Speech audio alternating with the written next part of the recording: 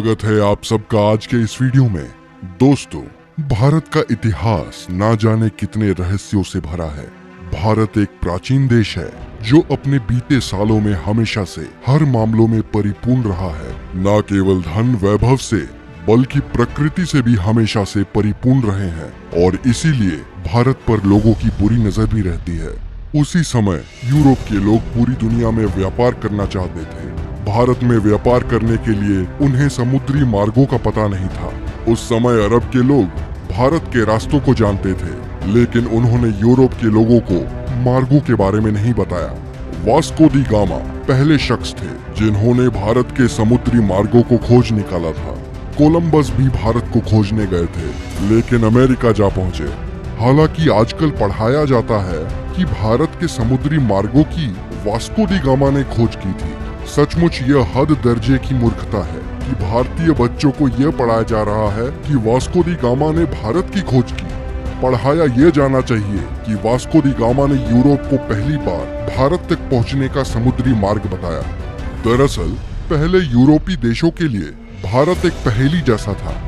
Europe अरब के देशों से मसाले, मिर्च आदि खरीदता था, लेकिन अरब देश के कारोबारी उन्हें ये नहीं बताते थे कि यह मसाले वह पैदा किस जगह करते हैं। यूरोपीय इस बात को समझ चुके थे कि अरब कारोबारी उनसे जरूर कुछ छुपा रहे हैं। ये कारोबारी अरब के उस पार पूर्वी देशों से ज्यादा परिचित नहीं थे। जहां तक सवाल भारत का है, तो इसके एक और हिमालय की ऐसी श्रृंखलाएं हैं जिसे पार करना उस दौर में असंभव ही था।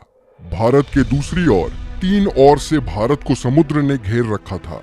ऐसे में यूरोप वासियों के लिए भारत पहुंचने के लिए 3 रास्ते थे।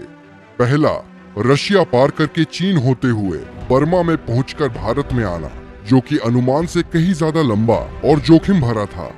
दूसरा रास्ता था अरब और ईरान को पार करके भारत पहुंचना, लेकिन यह रास्ता अरब के लोग इस्तेमाल करते थे और वे किसी अन्य को अंदर घुसने नहीं देते थे। तीसरा रास्ता समुद्र का था, जिसमें चुनौती देने वाला सिर्फ समुद्र ही था। वास्को दी गामा एक पुर्तगाली नागरिक था जो पेशे से एक नाविक था। इसका जन्म 1460 ईस्वी में पुर्तगाल के साइनस में माना जाता है। उस समय में अरब के लोग यूरोप में मसाला बेचा करते थे जो वो भारत से लाते थे। यूरोप में इन मसालों की मांग बहुत ज्यादा थी, इसीलिए यूरोप के लोग भारत जाकर मसाले लाना चाहते थे, लेकिन उनके लिए भारत जाने का रास्ता दुर्गम भरा था। उन्हें भारत जाने के लिए ईरान, अफगानिस्तान होकर जाना पड़ता था, जो काफी खर्चीला और कठिन रास्ता था। उन्हें ऐसे मार्ग की आवश्यकता थी जो भारत कम समय में ले जाए। ऐसा मार्ग केवल समुद्र के जरिए ही संभव था। वास्को दी गामा ने भारत के इन रास्तों की खोज करने की ठानी और इस ऐतिहासिक सफर पर निकल पड़े। वर्ष 8 जुलाई 1497 में वास्को दी गामा ने अपने साथियों के साथ भारत की खोज के लिए रवाना हुए। उसके जहाजी बेड़े में 4000 और 170 के करीब आदमियों का दल था। सबसे बड़े जहाज सेंट गैब्रियल पर वह खुद था। सबसे पहले वो अफ्रीका के अंतिम छोर कैप ऑफ गुड होम नामक स्थान पर पहुंचा। उसके बाद वो अफ्रीका के ही एक राज्य मोसम्बा आया, जहां के राजा ने उसकी मदद की और उसे एक अरब नाविक दिया जो भारत का रास्ता जानता था। वास्को दी गामा भारत कब आया? वास्को दी गामा अफ्रीका महाद्वीप का चक्कर लगाकर भारत के कालीकट बंदरगाह केरल पर पहुंचा था।